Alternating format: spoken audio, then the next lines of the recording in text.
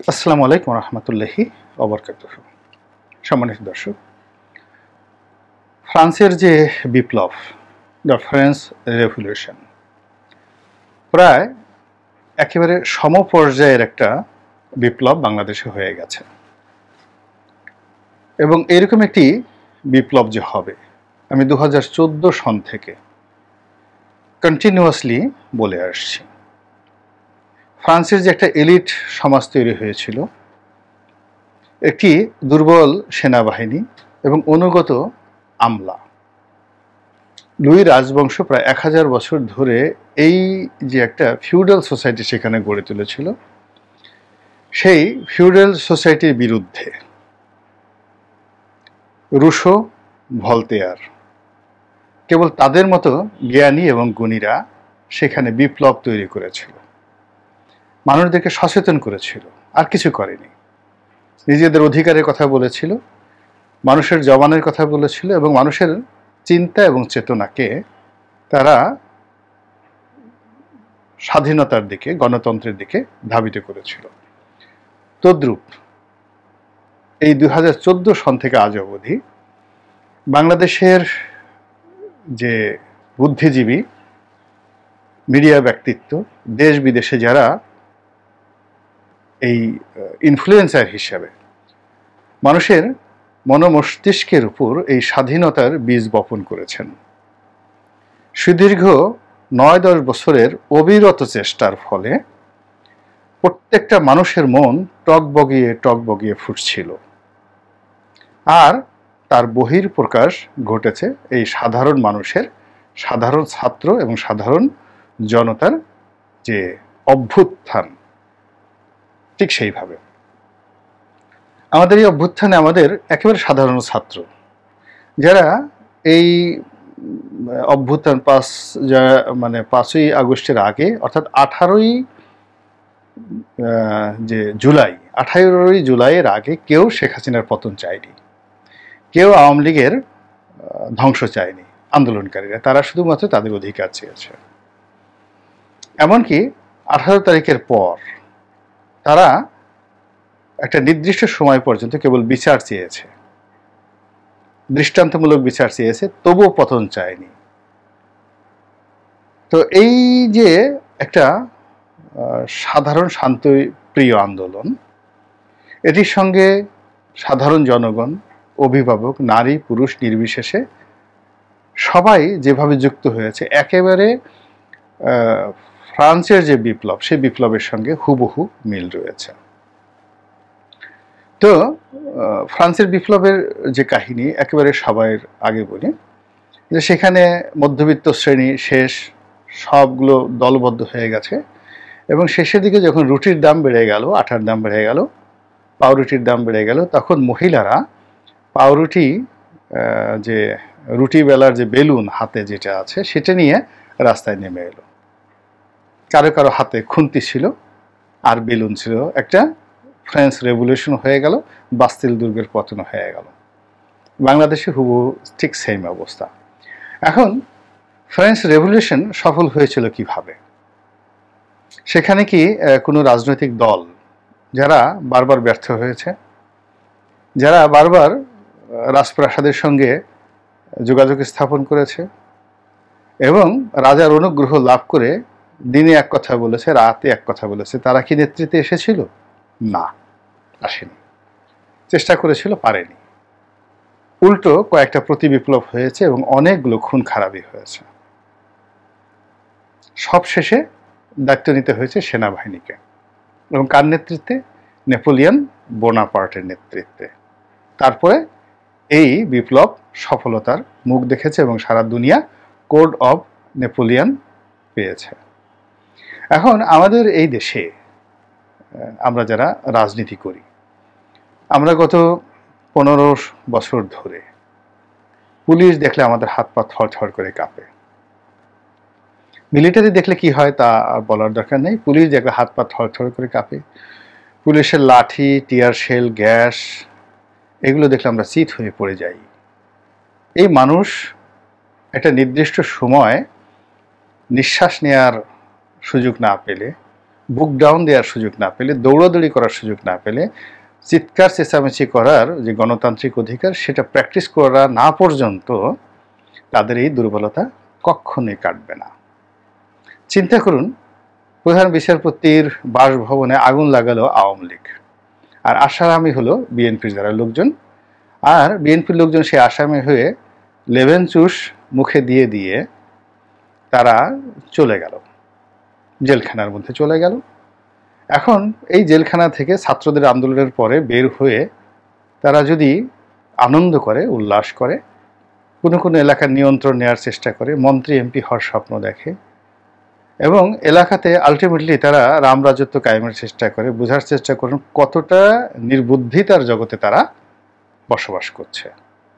সময় নিতে হবে, নিঃশ্বাস নেওয়ার সময় নিতে হবে, শরীর তাজা করতে হবে, মন তাজা করতে হবে, এবং বিশ্বাস অর্জন করতে হবে। তার আগ পর্যন্ত কোনো রাজনৈতিক দল যদি রাজনীতি করার চেষ্টা করে তাদের অবস্থা আরো খারাপ হবে, প্রচন্ড খারাপ হবে। মানে আওয়ামী লীগ জমানায় তাদের যে অবস্থা হয়েছে তার চেয়ে বেশি খারাপ অবস্থা হবে বিএনপির, যদি এখন তারা না বুঝে শুনে সামনের দিকে যায়।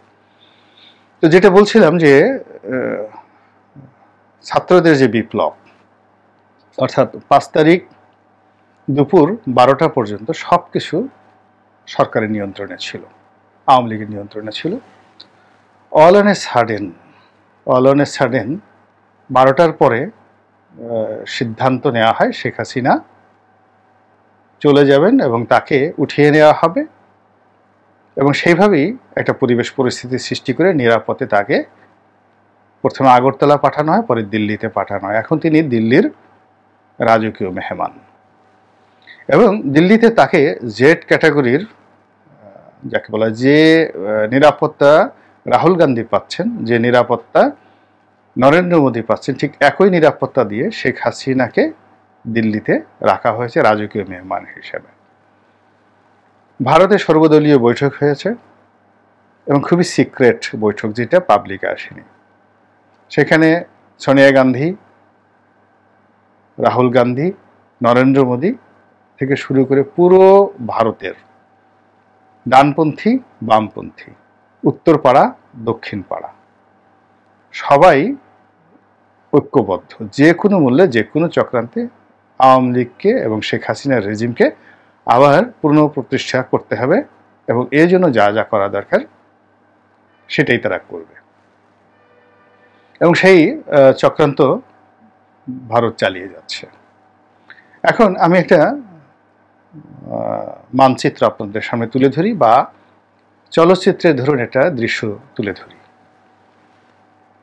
গাজীপুরে গিয়ে দেখেন, নারায়ণগঞ্জে গিয়ে দেখেন, জামালপুর, সিরাজগঞ্জ থেকে শুরু করে বাংলাদেশের সব জেলা শহরগুলোতে এই গত কয়দিনে কি পরিমাণ তাণ্ডব চালানো হয়েছে, কি পরিমাণ সহায় সম্পত্তি নষ্ট করা হয়েছে, কত মানুষকে বাস্তুচ্যুত করা হয়েছে, কত মানুষকে পালিয়ে যেতে বাধ্য করা হয়েছে। এই 6 তারিখ, 7 তারিখ, এই আজকে 8 তারিখ, এই 3 দিনে কি পরিমাণ হয়েছে। আচ্ছা, আপনাদেরকে যদি প্রশ্ন করা হয় যে আওয়ামী লীগ 15 বছরে আপনাদেরকে এই সমপরিমাণ ক্ষয়ক্ষতির মুখোমুখি করেছে কিনা ব্যক্তিগতভাবে, আপনারা যারা মামলার আসামি হয়েছেন তারা বিভিন্ন সময় পালিয়েছেন, আবার জেলখানা থেকে বের হয়ে এলাকাতে গিয়েছেন। এই 3 দিনে যে পরিমাণ বাস্তুচ্যুত হয়েছে সেটা আরও যদি বাড়তে থাকে, আরও 15 দিন, আরও 1 মাস, তাহলে কি পরিবেশ এবং পরিস্থিতির সৃষ্টি হবে।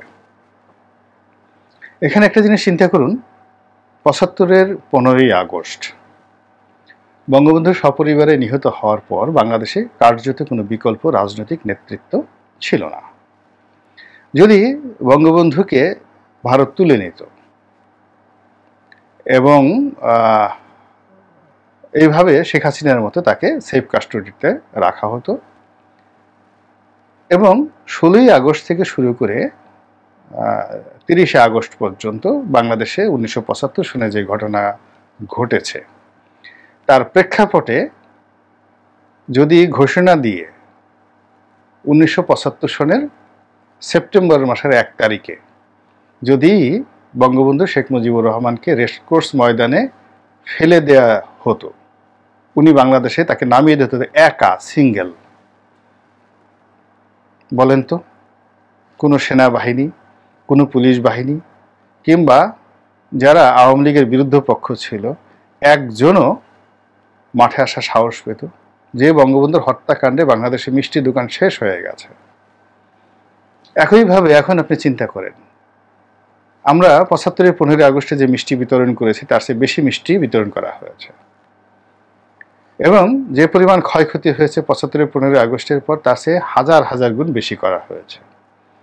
এভাবে আরও যদি 15 দিন চলে, আরও 1 মাস চলে, আরও 2 মাস চলে, তারপর যদি পত্রপত্রিকার মাধ্যমে খবর হয় যে এত তারিখে শেখ হাসিনা বিমানবন্দরে আসবেন, কে বাধা দিবেন বলেন তো? কি পরিবেশ পরিস্থিতির সৃষ্টি হবে? মানে লাফালাফি করলে তো হবে না, আগে এই যে একটা পরিবেশ পরিস্থিতির সৃষ্টি করা হচ্ছে, এই পরিবেশ পরিস্থিতি বোঝার জন্য ঐশ্বরিক জ্ঞান লাগবে, প্রজ্ঞা লাগবে, কোনো নাস্তিককে দিয়ে হবে না। আবার অতি ধার্মিক যারা রাতের বেলায় অপকর্ম করে দিনের বেলায় তসবি নিয়ে ঘুরে, বিশাল টুপি, দাড়ি দেখলে মনে হয় যেন সারা দুনিয়া তাদের কথায় চলে, এরকম ভণ্ড পীর ফকিরদের হবে না। যারা সত্যিকার অর্থে প্রজ্ঞাবান, ভালো মন্দ পার্থক্য করতে পারে, যাদের মধ্যে ফারুক হওয়ার যোগ্যতা রয়েছে, ভালো মন্দ পার্থক্য করার পরে ভালোকে কাছে টানে, মন্দকে দূরে ঠেলে দেয়, এরকম যোগ্য লোকের হাতে, জিয়াউর রহমান সাহেবের মতো, আমি সোজা বাংলায় বললাম, শহীদ প্রেসিডেন্ট জিয়াউর রহমান যদি না হতেন, 7ই নভেম্বরের যে ঘটনা ঘটেছে সিপাহী জনতার বিপ্লব, এই বিপ্লবে পুরো সেনাবাহিনী ধ্বংস হয়ে যেত যদি কর্নেল তাহের এবং জাসদের প্ল্যান সেখানে বাস্তবায়িত হতো। তো এখানে আমি যেটা বললাম যে প্রজ্ঞা লাগবে এই কারণে যে এখন এই যে শেখ হাসিনার পতন, এটি আমাদের কোনো একক কর্মের ফল নয়। আওয়ামী লীগের দুষ্কর্ম আর বিএনপির ব্যর্থতা, জামাতের ব্যর্থতা, সবার ব্যর্থতা। এমনকি এই যে ছাত্র জনতার যে বিপ্লব, এটিও কেউ বলতে পারবে না যে আমার কারণে এটা হয়েছে। যে 6 জনকে গ্রেপ্তার করা হয়েছিল, সেই 6 জন যেভাবে ছাড়া পেল, এটা একেবারে অলৌকিক। এবং এই 6 জন ছাড়া পাওয়ার পরে পুরো পরিস্থিতি যেভাবে অলৌকিকভাবে ঘটে গেল, তাতে মনে হয়েছে মহান আল্লাহ রাব্বুল আলামিন স্বয়ং নিজ হাতে এই ছাত্রদের মাধ্যমে আমাদেরকে মুক্তি আল্লাহ দিয়েছেন। এটা একটা ওসিলা মাত্র, কিন্তু এই জিনিসটি ঘটিয়েছেন আরশে আজিম থেকে মহান আল্লাহ রাব্বুল আলামিন। এখন আল্লাহর এই যে উপহার, এই উপহার নেওয়ার জন্য তো আপনাকে মুনাফিক হলে চলবে না, আপনাকে অধার্মিক হলে চলবে না, আপনাকে ক্ষুধাদ্রোহী হলে চলবে না, আপনাকে নাস্তিক হলে চলবে না। আল্লাহ যে আপনাকে একটা উপহার দিলেন, এই উপহারের পেছনে কত মানুষের অশ্রু, কত মানুষের কান্না, কত মানুষের দোয়া, এটা কি আপনি জানেন বা আপনারা জানেন? বা যারা এই মুহূর্তে ক্ষমতা নিয়ে নাড়াচাড়া করছেন, তারা কি জানেন যে মানুষের আকুতি আল্লাহর দরবারে কিভাবে পৌঁছায় এবং আল্লাহ কিভাবে এই জমিনে তার কর্ম সম্পাদন করেন? তো যেটা বলছিলাম যে এই মুহূর্তে প্রজ্ঞাবান লোক যদি না হন, যাদেরকে আল্লাহ হিকমা দিয়েছেন, ইলম দিয়েছেন, হযরত লুকমান আলাইহিস সালামের মতো হিকমা, সেই হিকমা ছাড়া কোনো মানুষ যদি এখন এই মুহূর্তে ক্ষমতা নিয়ে নড়াচড়া করে, তাহলে আল্লাহর এই নিয়ামতটা থাকবে না, নিশ্চিতভাবে আল্লাহর এই নিয়ামতটা থাকবে না। এবং এই যে ঘটনাগুলো ঘটেছে, এটি বুমেরাং হয়ে আমাদের জন্য ফিরে আসবে। তো আল্লাহর নিয়ামত পাওয়ার পরে ওয়াম্মা বিনিয়ামতি রাব্বিকা ফাহাদ্দিস, সে নিয়ামতের শুকরগুজার কিভাবে করতে হয় এটা কি কোনো নাস্তিক জানবেন? এটা কি কোনো ক্ষুধাদ্রোহী জানবেন? কখনো জানবেন না। যাদের আমল নাই, যাদের ঈমান নাই, যাদের ইয়াকিন নাই, যাদের লেখাপড়া নাই, তারা কখনো এই জিনিস জানবেন না। আপনি দেখেন আল্লাহ রাসূলের ওফাতের পর ঈমানদার লোকদের হাতে ক্ষমতা আসার কারণে, হযরত আবু বকরের হাতে ক্ষমতা আসার কারণে, উমরের হাতে ক্ষমতা আসার কারণে মুসলমান সাম্রাজ্যের যে বুনিয়াদ তৈরি হয়েছিল, কত বছর? প্রায় 1000 বছর পৃথিবী তারা শাসন করেছেন। খ্রিস্টানদের ক্ষেত্রেও তদ্রূপ। খ্রিস্টানদের মধ্যে যখন সম্রাট কনস্টান্টাইন, সম্রাট জাস্টিনিয়ান, প্রথম সম্রাট কনস্টান্টাইন এই ধর্মভিত্তিক একটি সাম্রাজ্য গড়ে তুললেন। কত বছর? প্রায় 1000 বছর খ্রিস্টান দুনিয়া এই পৃথিবীকে শাসন করেছে। তদ্রূপ বংশ মর্যাদা সমস্ত কিছু আল্লাহর নিয়ামত বুঝতে হবে, যোগ্য লোক নিতে হবে। তো এখন যে পরিবেশ এবং পরিস্থিতি চলছে, সেখানে শেখ হাসিনাকে বাংলাদেশে আবার আনার, আবার ড্রপ করার সর্বোচ্চ চেষ্টা ভারত করে যাচ্ছে। এবং আপনারা জানেন যে বঙ্গবন্ধু হত্যাকাণ্ডের পর ভারত কিন্তু তার সেনাবাহিনী বাংলাদেশে পাঠানোর জন্য একেবারে প্রস্তুত করে রেখেছিল। এবং ভারতের অনেক আর্মি জেনারেলের বক্তব্য এটি তারা লিখে গেছেন, শুধু বক্তব্য না, লিখে গেছেন যে এই যে আমাদের যে 7 সিস্টার ঘিরে তাদের রেজিমেন্টগুলো বাংলাদেশে মুভ করার পর্যায়ে ছিল, তো সেখানে যদি 7ই নভেম্বর না ঘটতো এবং প্রেসিডেন্ট জিয়াউর রহমানের নেতৃত্বে যদি একটি প্রতি বিপ্লব না হতো, তাহলে এই বাংলাদেশ তখনই ভারতের দখলে চলে যেত। এবং এখন যে অবস্থা তৈরি হয়েছে, আমরা আগের চেয়ে দুর্বল হয়েছি, আর ভারত আগের চেয়ে 1000 গুণ শক্তিশালী হয়েছে। আমরা এখন আগের চেয়ে বন্ধুহীন হয়েছি, আর ভারতের অনেক শক্তিশালী বন্ধু রয়েছে।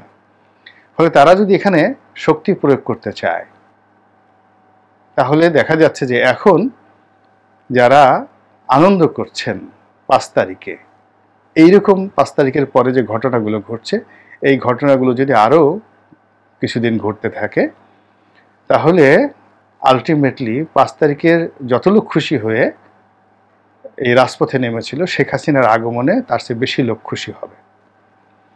এই অশনি সংকটটা মাথায় রেখে, মাথা ঠান্ডা রেখে যারা কাজ করতে পারবেন, আল্লাহর এই যে দেয়া নেয়ামত, এই বিপ্লব, এটা আমাদের জন্য ফলপ্রসূ হবে, সোজা বাংলা কথা। দ্বিতীয়ত, এই যে প্রতি বিপ্লবের অধিক ক্ষেত্র তৈরি করার জন্য শক্তিশালী ভারতীয় মিডিয়া ভারতে দাঙ্গা বাঁধানোর চেষ্টা করছে। এবং আসামে যদি দাঙ্গা বেঁধে যায়, কলকাতাতে দাঙ্গা বাঁধে, ত্রিপুরাতে দাঙ্গা বাঁধে, হিন্দু মুসলমান সংঘাত বেজে যায়, বাংলাদেশের সংখ্যালঘুদের উপর আক্রমণ হচ্ছে, এইরকম গুজব ভারতে রাষ্ট্রীয়ভাবে ছড়ানো ছিটানো হচ্ছে। এবং এর ফলে ভারতে যখন একটা যুদ্ধাবস্থা তৈরি হবে, তখন পৃথিবীর যে দুটো রাষ্ট্র রয়েছে, ইসরায়েল এবং ভারত, যারা নিজেদের অভ্যন্তরীণ স্বার্থ রক্ষার জন্য যে কোনো দেশে হামলা চালানোর ক্ষমতা তাদের সেনাবাহিনী, তাদের রাষ্ট্র ব্যবস্থায় দেয়া রয়েছে। ফলে তাদের ইন্টারনাল সিকিউরিটিতে, অভ্যন্তরীণ সিকিউরিটিতে, নিরাপত্তায় বিঘ্ন সৃষ্টি হবে এমন কোনো ঘটনা যদি মালদ্বীপে ঘটে, নেপালে ঘটে, শ্রীলঙ্কাতে ঘটে, তাহলে তারা সেখানে সামরিক হস্তক্ষেপ করে। অতীতে তারা নেপালে সামরিক হস্তক্ষেপ করেছে, শ্রীলঙ্কাতে সেনাবাহিনী পাঠিয়েছে, মালদ্বীপে তারা সেনাবাহিনী পাঠিয়েছে। তারা সিকিমকে দখল করেছে, হায়দ্রাবাদকে দখল করেছে, কাশ্মীরকে দখল করেছে, 8 লাখ সৈন্য কাশ্মীরে তারা পাঠিয়েছে, ডিপ্লয় করেছে। 8 লাখ। সারা দুনিয়া আঙ্গুল চুষছে, কিচ্ছু করতে পারে নাই। তো কাছেই এই যে ভারতীয় পত্রপত্রিকা, ভারতীয় গুজব, এই জিনিসগুলো লক্ষ্য রাখবেন। খুব বেশি উল্লাস প্রকাশ না করে আল্লাহর নেয়ামতের প্রশংসা করুন, ধৈর্য ধারণ করুন, এবং এই দেশের যে সকল চক্রান্তকারীরা এখনো বহাল তবিয়তে আছে, মাথা ঠান্ডা রেখে তাদের বিরুদ্ধে কৌশলে ব্যবস্থা নিন। আল্লাহ আমাদের সবাইকে হেদায়েত দান করুন এবং হেফাজত করুন। আসসালামু আলাইকুম ওয়া রাহমাতুল্লাহি ওয়া বারাকাতুহু।